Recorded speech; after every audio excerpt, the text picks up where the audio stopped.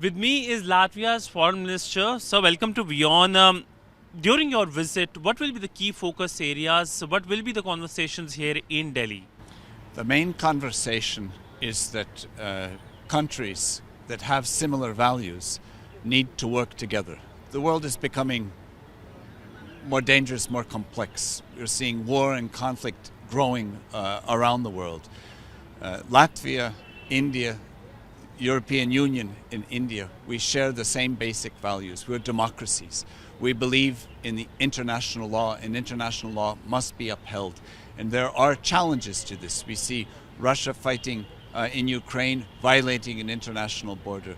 We see the war in the Middle East, a terrible, also humanitarian catastrophe. We see North Korea rattling its nuclear saber. That's a dangerous situation.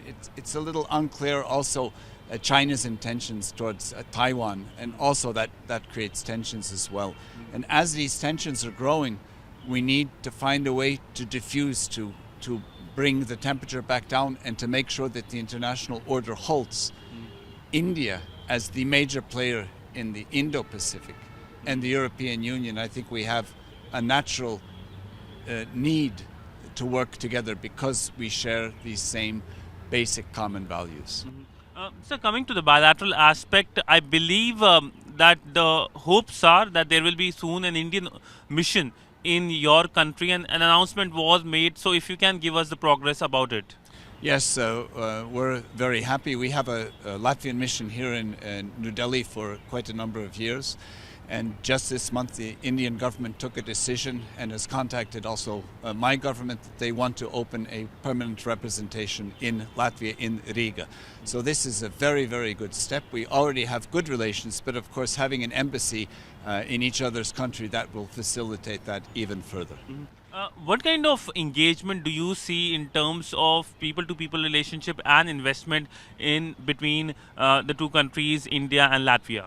Well, what we see right now is from India to Latvia, we have a growing number of Indian students, whether they're studying engineering or medicine or something else. We have a growing community that is slowly starting to teach us how to play cricket. They play cricket, we don't, so we slowly learn. And in the other way, we see a growing number of Latvian companies that are successfully exporting into India. And I think that this is a good base to start with. I think there is incredible room for growth. So, how do you see the situation panning out when it comes to hotspots like the Red Sea, where we have seen increased attacks, and the Israel-Gaza situation? Yeah, the Israel-Gaza situation, I think it's coming on to a catastrophe on a humanitarian level. And of course, the Houthi threats to the Red Sea, it's very important that these peace missions are set up. India is also participating in that to protect shipping. We see that shipping is already down, and that means slowly also growing costs in Europe, maybe also in India. But any disturbance in trade eventually comes into the economy, whether we want it or not. So I think it's very important that the international community continue to work together. One is on protecting shipping in the Red Sea, but the second is also, of course, in speaking with Israel and the Palestinians. From Latvia's side, we're very convinced that the only solution is a two-state solution. There must be a Palestinian country, so the young Palestinians would not be drawn to terrorism, but could be drawn to helping to build a country. And this is an argument that we in Europe, that we're convinced of, and we need to help convince all sides that this is the way to go. So, how do you see India as a voice of the global south? India last year hosted the G20 summit as well, and we saw the comments here in Delhi with so many foreign ministers coming and talking about that. I think India, it's very obvious here. India is a growing economy. It's currently the 5th largest in the world. It will soon be the 3rd largest. It will probably continue to grow as well, which is very positive. And as the world's biggest democracy, I think it's very important that it take on this leadership role, also for the global south. And it's the dialogue. Also here, the Raisina Dialogue, it's aptly named, that we need to speak with one another. And I think India is very well placed to be in a sense, the hub that can work between.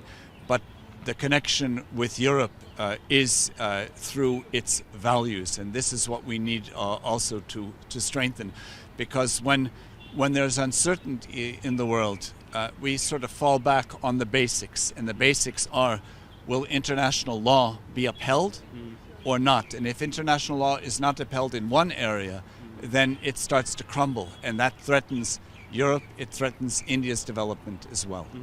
So my last question to you is the larger relationship between India and the Baltic region. How do you see that?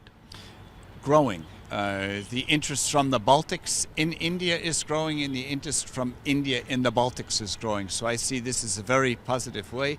In the Baltics, we are part of within the European Union, together with the Nordics. It's a very vibrant market. It would combine the Baltics and the Nordics would actually fit in economically into the G10. It's actually a very wealthy, vibrant region. And this region, not only the Baltics but the Nordics, we have a great interest in working closer with India. And we're sensing that from the Indian side as well. We're having a lunch today with your foreign minister, the Baltics and the Nordics together. So this is a very, very positive sign. Well, thank you so much, sir, for speaking to WION. It was lovely speaking to you here in Delhi. Thank you, sir. Thank you. With video journalist Sanjeet Siddhant Sibil for WION in New Delhi.